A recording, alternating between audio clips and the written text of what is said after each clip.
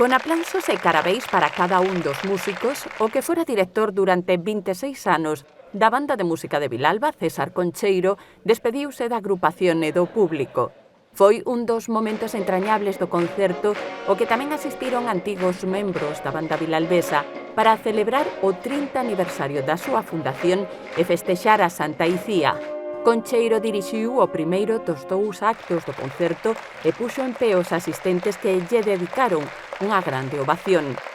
Entre os recoñecementos da noite, a entrega de obsequios aos directores da banda nas súas 3 décadas de historia, o falecido Pepe Guntín, José Rodríguez e César Concheiro.